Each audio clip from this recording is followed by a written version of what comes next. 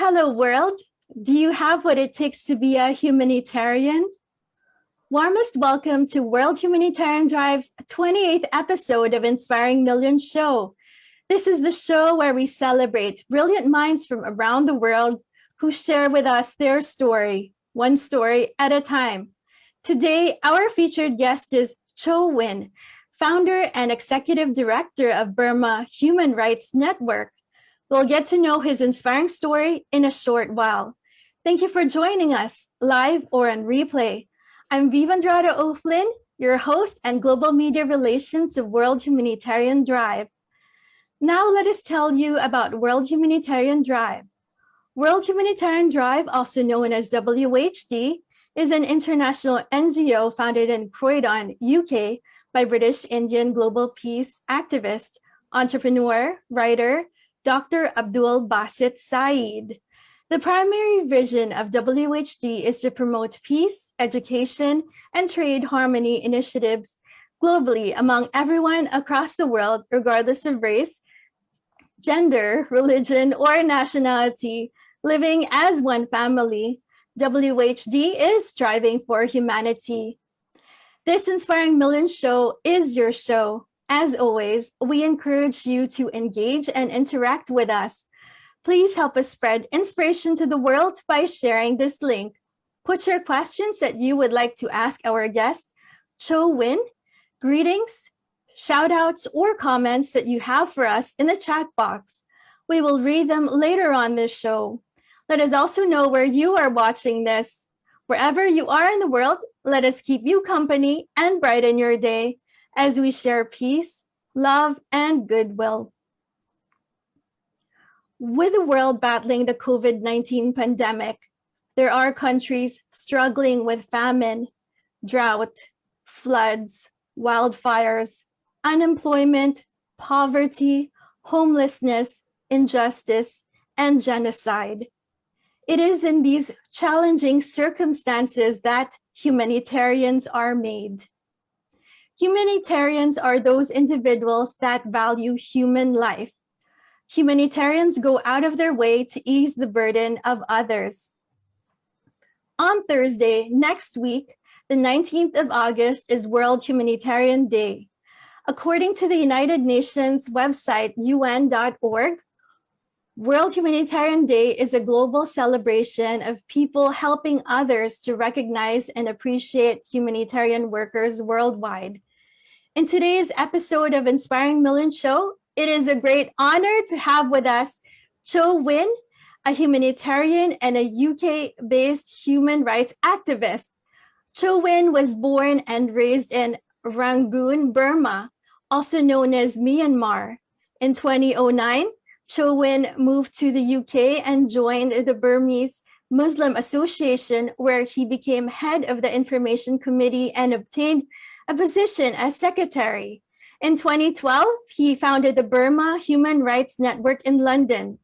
As a founder and executive director of Burma Human Rights Network, Kyaw Win has been advocating the international community about human rights violation, religious intolerance, and persecution of minorities in Myanmar. Let us all welcome a humanitarian whose passion is to fight for the oppressed people until justice and freedom prevails, Mr. Kyaw Win. How are you today, Mr. Kyaw Win? Thank you. I'm fine. Very well. Thank you very much for having me today. Thank you so much for joining us today. So in this episode, we'll get to know the heart and mind of a humanitarian. Mr. Kyaw Win, could you please introduce yourself to the world and share a brief story about you? Well, thank you.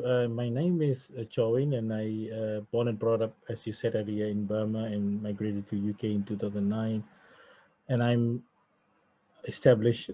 founded Burma Human Rights Network in 2012.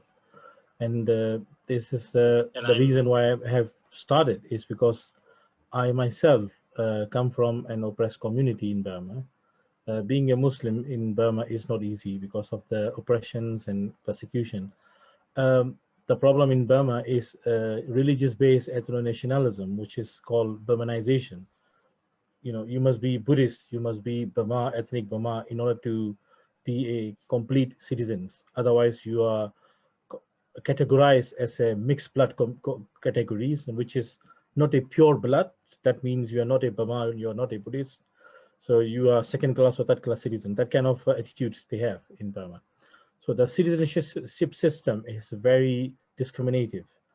And then all minorities like us who suffered and experience all this kind of persecution and discriminations. So we have, this is the what inspire me to stand up against that kind of voice around the world, and saying supporting against all these kind of atrocities, and to have everyone equal rights, to have a human rights for everyone. That's what I believe. So this is what I started and established the vision of Burma Human Rights Network is, while we are working for Burma, we also support internationally those who are activists, those who are struggling for their rights, equal rights, or for human rights. So we share our experience, we share our expertise, and we support them as much as we can. And also we learn from other people as well. So your passion is to fight for the oppressed people until justice and freedom prevails. Absolutely. So we believe in non-violence movement. So that is the reason why we are strongly advocating for justice and fair and justice, and to avoid any bloodshed and violence. So we are, well, our goal is, to avoid any kind of bloodshed, to support the peace and justice, and to support the victim community to stand up on their own for their rights. So this is our goal. In your own words, what is a human rights activist? Well, being a human rights activist, it is not easy, because you see that you have to say something that could even cause danger for your life, and you are not supposed to be silent. You are not supposed to blind eyes, or you ignore any injustice or any atrocities happening with any community.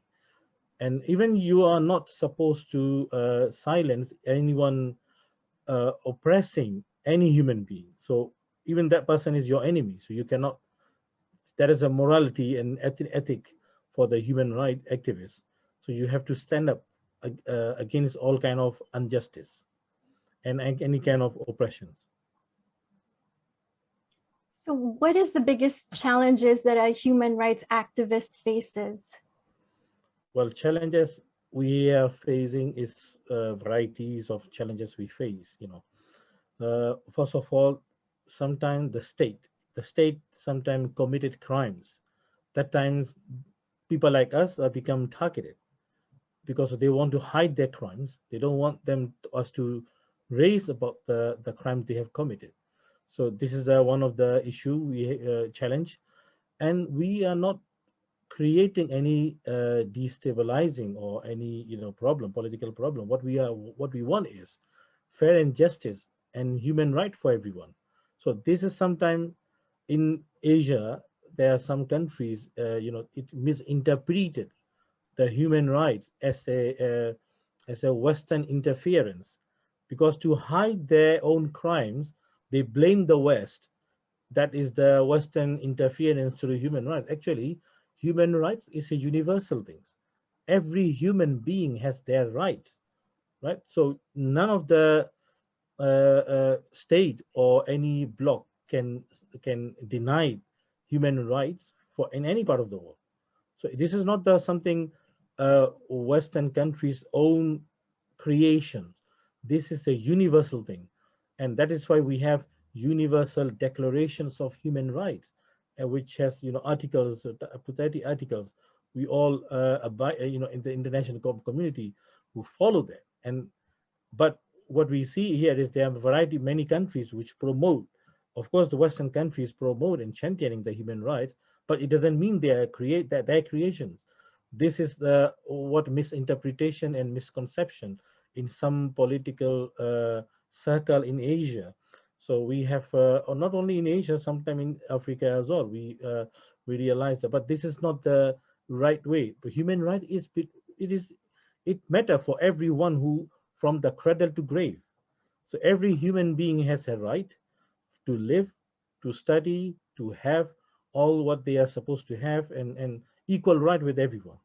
And the challenge is, you see, sometimes in order to when we are trying to explain human rights, sometimes some community, they are being persecuted. They sometimes don't understand how to uh, uh, you know uh, behave, or how to understand the human right norms. So this is sometimes very important to understand. When you have the human right is not only your rights, other people's rights as well. So this is an important point to understand. Sometimes people, when they are persecuted, they realize that their human rights has been violated, but at the same time they denied other people's right. That's not right as well. So we have to understand every human beings have their own rights, and we cannot deny that.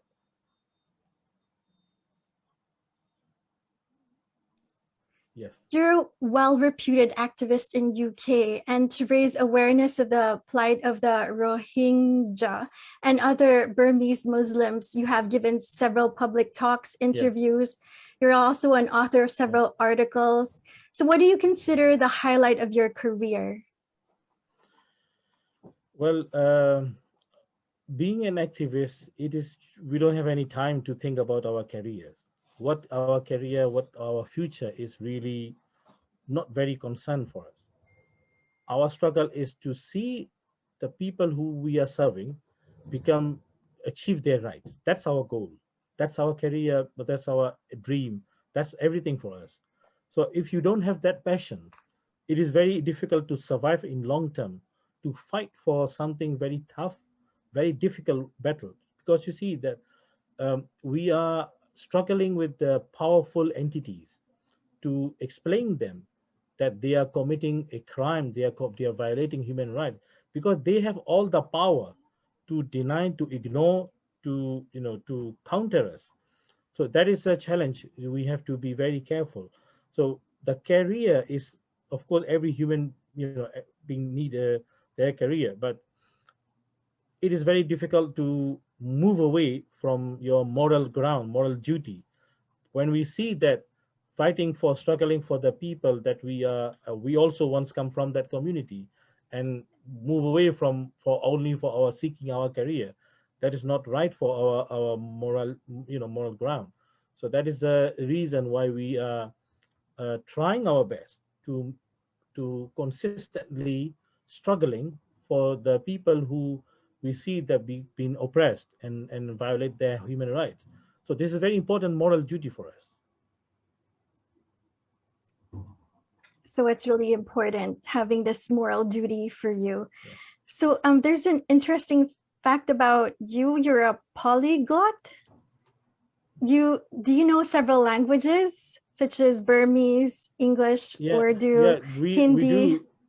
Yes, because of the Burma is very, especially I come from Rangoon, where we have different communities, Chinese and Indians, and different backgrounds from India and China and Burma. So we come across and language and cultures from different backgrounds. So it is a very a diverse community. Rangoon is, yeah. What is the importance of language to you? But the language has opened up the understanding of that culture, that community, their perceptions, and their what do you say? Some people say their secret, but what I believe is, it is a beauty of that community is reflect in their language and their culture, their identity. So that is why, and it's very respectful when you communicating with the people with their language, and you are trying to, it shows that how you admire their people. So that is very important. But having said that, if you are walking in human right grounds and you are serving several communities, it is impossible for you to learn all their languages. So I have always, sometimes my friends in Rohingya community, sometimes they tease me that, Kyaw Win, you cannot speak Rohingya language, although you've been serving, working for Rohingya people. I said I couldn't, I don't have any energy to learn new language anymore. So that is thing. But um, having said that, if you learn some certain languages like Hindi language, like Urdu language, it open up so many other languages, because these languages are very strong history and connection. So that is one of the advantage you have when you learn those languages. So it's great that you know a lot of languages too. On the 19th of August, Thursday next week, is World Humanitarian Day. So what are the characteristics and traits of an effective humanitarian? Humanitarian is you see the terminology, human being. It doesn't say any ethnic, any religion, any race, any location, any geographical backgrounds. It's all about human being. So being a human being, what I see is, maybe it's come from our religious background. Being a Muslim, it is our belief that human beings are agents of God on earth. So that means the Creator has given you that duty to serve all the creatures. And this our duty not only for human being, even for the animal, even for our environment. So we are not only do not we shouldn't think or believe that just serving or helping a human being is completed our duty. No, we have responsibility, so many responsibility we have for being a human being, to serve human being, to mankind, and also the all animals, all creatures, and in our environment, in our society, in our country, in this world. So we have so many duties to do. So humanitarian is one of the very important aspect of this. So I understand that it is very important to realize one of the situation where we are in today, as you see that the refugee camps in different countries because of the man-made conflict, yeah, in Syria, in Burma, in Yemen. So these are the important area where human being created such a disaster. It is duty for the other human beings to try best to minimize the damage, because once the damage has happened, it's happening, it destroying the people, the community, the family. So it should be our duty and our focus how we are going to repair that damage or minimize that damage from affecting this community. So that need a lot of resources and unity and technology. But these are the secondary. The most important thing is we must believe that it is our duty to support and to help. This is one of the key important things for all the humanitarian actors. You've briefly mentioned this one, but how can ordinary citizens take action for change in the community? Well, every time when we have a situation happen, I have experienced that, when any atrocities happen in one place or city or town, and when there is IDPs, there is the help is not that cannot uh, fulfill, or the need of the humanitarian aid cannot fulfill by one or two people. Everyone has that duty. So what everyone has to do is, so what I for me, if since childhood, my dad always asked us to spare 10% of our income. So whenever I have an income, we spare 10%, but that 10% I always donate for humanitarian work. So anything I can do in my individual capacity, if I can feed someone, if I can buy a clothes for someone, so this money always being kept with me. So anytime I have to emergency something, I need someone, so I can do this way. So I encourage everyone in that way. So whatever your income is, save 10% from your income, and every year you see that what can you do, or you can donate to a big organization. Sometimes you see big organization, their advantage and disadvantage. The advantage is there is economic of scale. They can buy large items and large in better rates.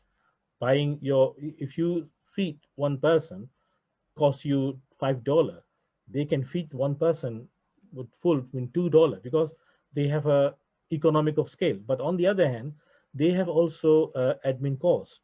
There are so many running costs, and that kind of cost also reduce. But nowadays, because of so many help from the international governments and big organization and UN like that, so it is more efficient to support big organization, to fund, to donate those big organization.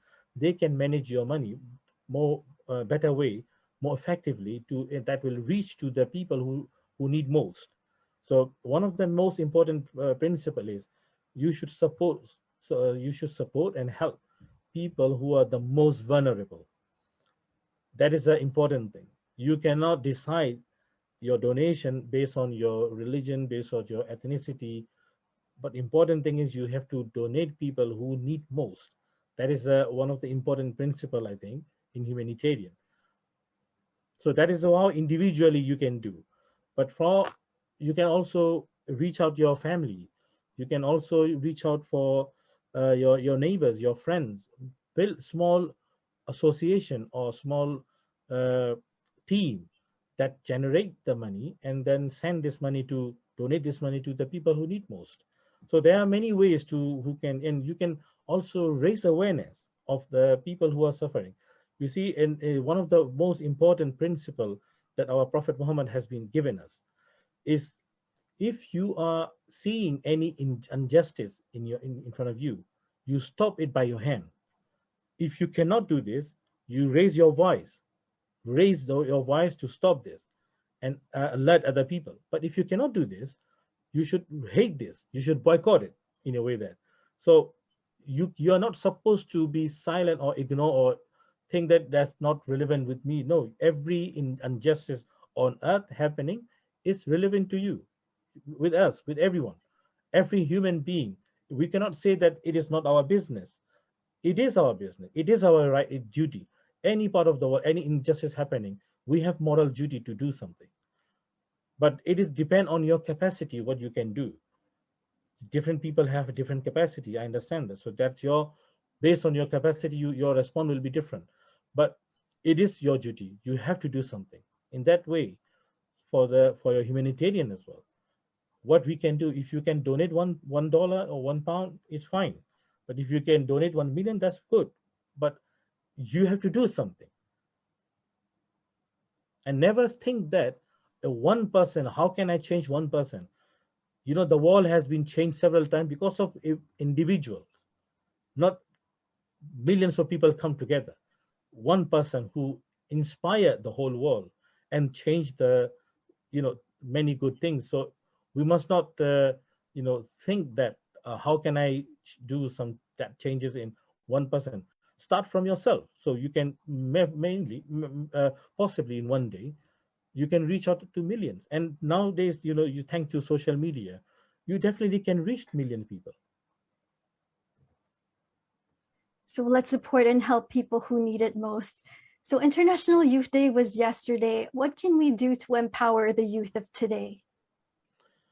All right, youth of today is leader of future and tomorrow. And I don't think that only just tomorrow, even there can be leader for today as well. So youth empowerment of youth is very important for a community. So how can we going to empower the youth? With education, with sharing them a right and correct knowledge, and not trying to brainwash them. That is very dangerous. How things happen in other part of the world, like, brainwash, through media, through religious institutions, that will damage their potentiality. That is what we see is that is unjust to with them. So we need to give them the right education, right knowledge, and prepare them as a uh, uh, those who uh, those who can inspire the people. And every human being is like a portion of land that save valuable jewels. So you need to dig out that land, what they have, what that land possess. So the same way a man, a human being, every youth, they have their dreams, they have potentiality, but they need to realize what they have. For that, we need to help them what they have, and they can inspire other people. They can be inspired by other people, and they become one day to become a champion for human rights and humanitarian. That's what our world need most. Those are really inspiring words. On the 22nd of August, the United Nations has declared it as International Day of commemorating the victims of acts of violence based on religion or belief. What do you think is the biggest problem facing the world today? You see, the one of the saddest thing in my eyes, people try to appease their God by hating God's creature. It doesn't make sense to me at all, right? Because in Islam we believe everything has been created by God, even people who doesn't believe him. So we cannot achieve success in our religion, in our life, by hating anyone. Tolerance, patience, these are the attribute of God, attribute of the righteous people. That's what God want to see in us. And that is the problem, with the what happened is now religion and all this happen, we become tools for politicians and the people who are playing the power, to obtain the power, to make money for this. They're using the religion. So we must not allow them to. They can only use the religion if we allow them. For example, if you let them play with your mind and play your emotion, that you start hating someone which you shouldn't hate, right? So that is but because what I have learned from throughout my life in Burma, people who start hating us, we haven't done anything, but that person, he or she hate us because who we are, and that is not my choice. I cannot choose my skin color. I cannot choose my race and race. But of course, I can choose my religion, and that's my right to choose what religion I profess. But that doesn't direct other people to hate me, and shouldn't be a reason for other people to hate me.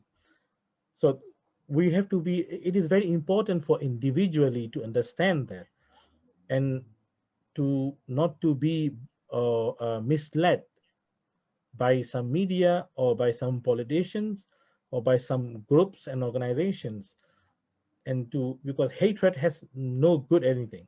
That is not good. There isn't any good anything. So we must not hate someone. We should only aware that there are good and bad things, and as well as there, same way there are good and bad people in everywhere. It doesn't represent the whole community if one person is bad, right? So this is an important point. And also every religion, every person who has a right to believe or not to believe, we cannot deny that right for them, right? So we have to understand that every human being has the right to choice, right to choose any religion to follow or not to follow. This is the human right declaration, universal human right declaration, give the people that right, you know. Is it okay if I just read from our virtual audience? We've got a question from Win Wonderful. She's asking if the coronavirus beyond the scope of humanitarian organization, or should we just leave it for the government to handle? Depend on what government it is. You see, even the powerful, the richest government in the world today are struggling with this. So we can't, of course, the government management of government is very important here. However, we cannot leave on them everything. We have to do the best, what we can do as an individual, as an organization, as a group of people, as society. So we have a moral duty here again. So we have to, what we can do, because in UK, when the coronavirus outbreak, we experienced that there are some neighbors, they knock each other's door, they're sending the letters to every household.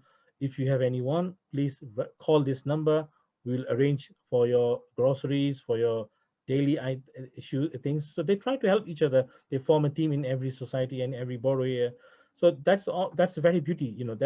It shows how we are, how other human beings, have they sacrificed. Of course, so many people have risked their life to help other people. You see the doctors, like nurse. There are people who have to do without, because even the government cannot maintain when there is such a pandemic happen. It's a huge thing happening. So we must understand that it is also our duty. We cannot throw everything on the government, but we have our duty as well as the government has. They have more duty than everyone else. Yeah. We have another question from Tongi Gra. He's asking do you think that a global program in school could be like possible in order to make every region of the world aware, aligned with human rights? Do you think it should be taught? It's very important that everyone should understand their rights and other people's rights. That's called human rights, right? So we have to understand that. So it can, once the people who understand human rights from the beginning of their childhood, it can reduce so many problems in a community because they understand their right, they respect each other's. And I see so many youth community in many countries. Even some countries, you know, uh, experiencing racial problems. Youth community who are coming up from this kind of atrocities and experience, they are saying no, we are not allow ourselves to fall into that hatred. So this is because human right education is very important. It is key to solve this problem for racial hatred or religious problems, any kind of conflict, right? So we need to many problems which we are experiencing today, like gender issues. These are the important that we need our schools and our youth who study human rights and respect each other. We have a message from Billy Tang. He's saying our belief reflects in our action and behavior, good or bad. So there's this question. What should the world know about what is going on in Myanmar?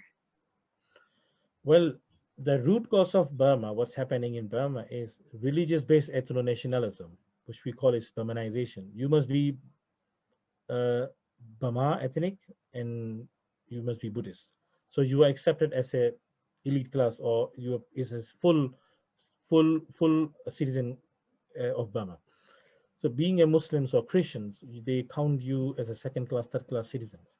So this is the problem and the mentality before the military coup happened in 1962. So the Burma chauvinist politicians and the military took a free ride on this ideology and created racial hatred and divide and rule policy. Apply the divide and rule policy, and they control the power for a long time now. So this poisonous idea has been implemented to so many brains, and even in politicians, even human rights activists sometime in Burma. The way sometimes we have experienced some people, they are seeing other people is a very negative way. So that's we have thanks to international community and so many activists from Burma as well, some Burma ethnic activists, those who are strongly believe in human rights, they have done amazing work to explaining the youth community that this is not the right way to think. That is why you see today the revolution was led by the Burmese youth, young people, the Generation Z. They are sacrificing. More than 1,000 young people has been give their life today uprising, because we are saying that we are not going to accept the military rule anymore, because behind this military rule there is a racial problem, there is a religious violence. They are going to violate all human rights, all forms of human rights. So we are not going to tolerate this anymore. We are enough. So that is the point we are telling international community: do not support that military, because in coming months there will be a contest in UN for the credential. So this is the important point that we want to I want to send a message to international community that do not support that military which committed crime against humanity and also genocide against the Rohingya people. We don't want to provide our vote for criminals. You shouldn't support a criminals. That is very important. It's a moral duty we have to protect civilians, to not to support perpetrators. It's a very powerful message, and the international community is hearing you right now. So World Humanitarian Drive has a World Moral Day initiative to emphasize the significant need to practice morality in the minds of every individual in the world. So WHD is making a petition for the UN to declare 2nd of September as World Moral Day because it's the end day of World War II. So how important are morals and WHD's World Moral Day initiative in these times? If I want to share you pragmatically what's things are happening. Yes, these days, these calendars are very important to remember. And in more meaningful way to remember is to practice on the ground. So we have to promote the idea of these days and share the people what is the consequence, why these days become exist, because why we are commemorating these days, because we had such a bitter and bloodshed and sorrowful experiences in the world. So we don't want to repeat them again. But we failed. Even the UN, the whole institution, has failed to protect.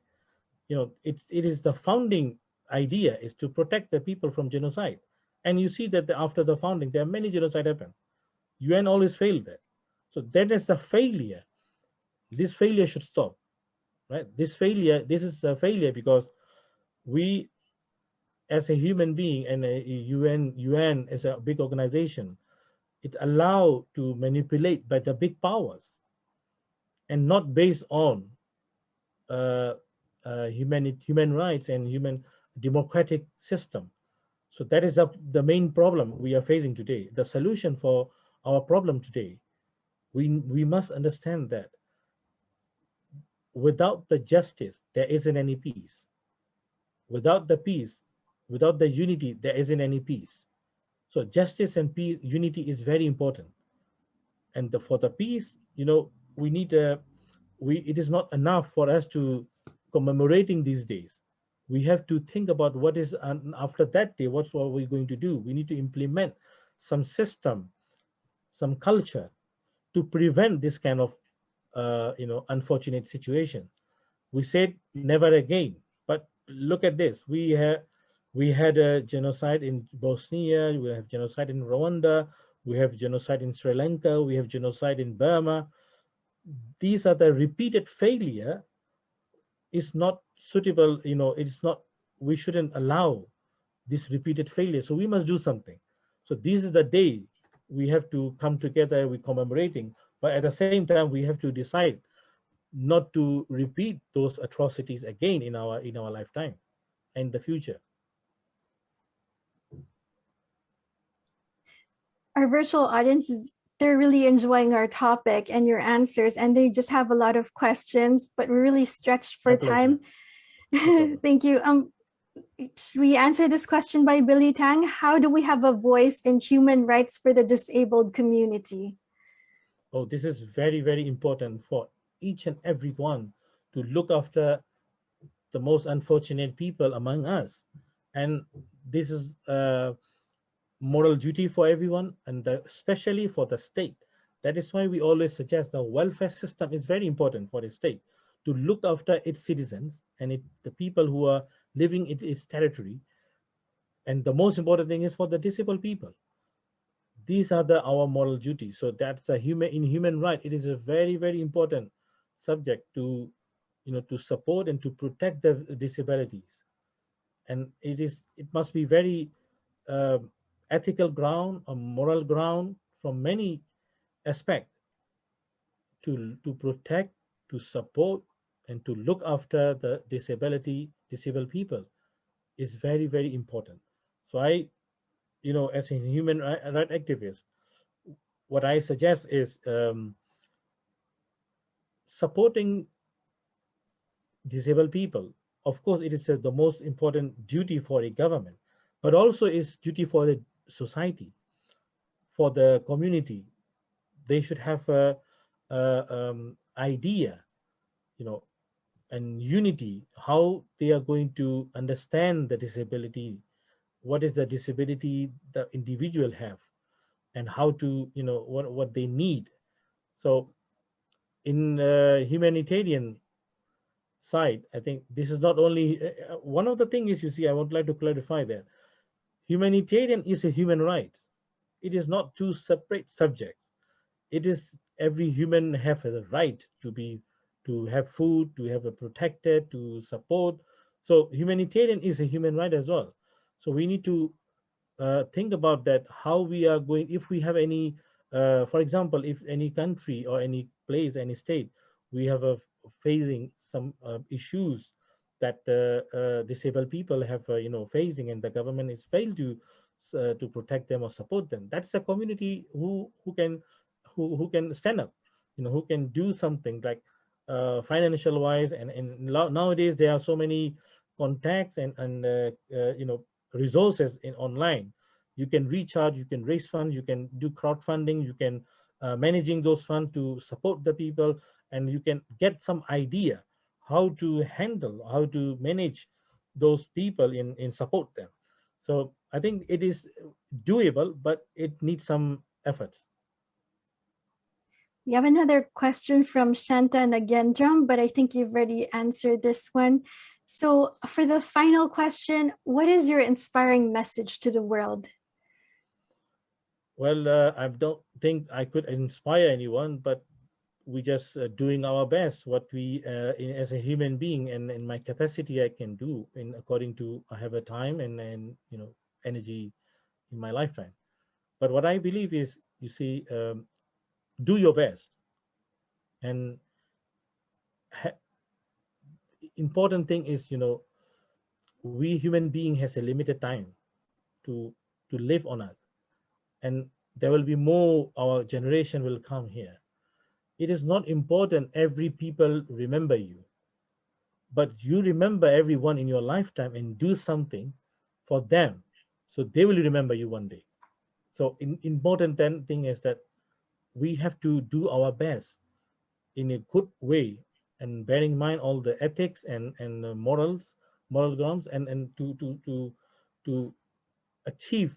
It is not important that you become a popular, or you become a so much likes and followers in social media, because nowadays this has become, you know, very much important for some work. But of course, it is important that how you are genuinely who you are, right, and who you become a being a reason for for human beings, for to relieve their pains, how they become being helpful from yours, from us.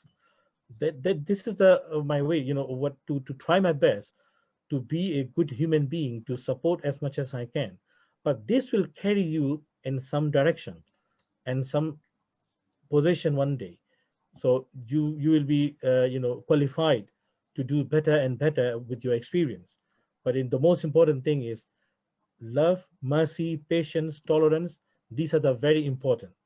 Without this, and humility, these are the important 5 important things you need to have for a to become a human rights activist. Thank you so much, Kyaw Win, for honoring us with your presence, sharing My your pleasure. words of wisdom, expertise, and inspiring the world with your story in honor of your international recognition for your virtue in persistently serving and inspiring humanity with your noble deeds. World Humanitarian Drive would like to award you, Mr. Kyaw Win, with Inspiring Humanitarian Award. We're just going to send it to you. We'll email it to you. So thank you, Mr. Kyaw Win, for all your humanitarian works, and here's to many more. Thank you very much. Thank you, Mr. Kyaw Win, founder and executive director of Burma Human Rights Network. We would like to share a quotation by Kofi Annan, former Secretary General of the United Nations. We may have different religions, different languages, different colored skin, but we all belong to one human race. We hope you enjoyed today's discussion with Kyaw Win, that it motivated you to be a humanitarian and to take action for causes that you believe in. Here on Inspiring Millions Show, we present you with brilliant people from around the world, so feel free to connect with them on social media, and together, let's make a difference in the world. If today's discussion inspired you, please like it, share it, send us a comment. Do share with us your takeaways from today. Follow us on our social media accounts. Click subscribe on our YouTube channel, WHD Media. Visit our WHD website, www.whd.org.uk for more inspiring events. Just a few announcements. World Humanitarian Drive USA is hosting international efforts towards COVID-19 relief in India. Join us live after the show at 4 p.m. Also, World Humanitarian Drive is campaigning to the United Nations for World Moral Day on the 2nd of September. So fill up the online form. Link is in the comment sections. Then you will receive a Moral Champion certificate like this. And then, so stay safe and healthy. These are challenging times for everyone. Please remember to be kind to yourself and others. To our frontliners, we salute you. We thank you for your hard work, your sacrifices, and dedication to humanity. Today is Left-Handers Day, so to all the left-handers, happy Left-Handers Day. To all those celebrating their birthdays and special milestones this week, happy celebrations. Have a wonderful weekend. On behalf of WHD team, especially those working behind the scenes, WHD Chairman Dr. Abdul Basit Saeed, WHD Director of Global Operations, Ms. Sarah Wilson, WHD's 12 Honorable Secretary Generals, we thank you, our virtual audience from around the world, for joining us and supporting our show. This has been World Humanitarian Drive's Inspiring Millions Show. I'm Viva Andrada O'Flynn. Please join us again next Friday. We will have a discussion with Zoyeb Muhammad Zia, an Ataksha warrior, as we inspire the world here on Inspiring Millions Show.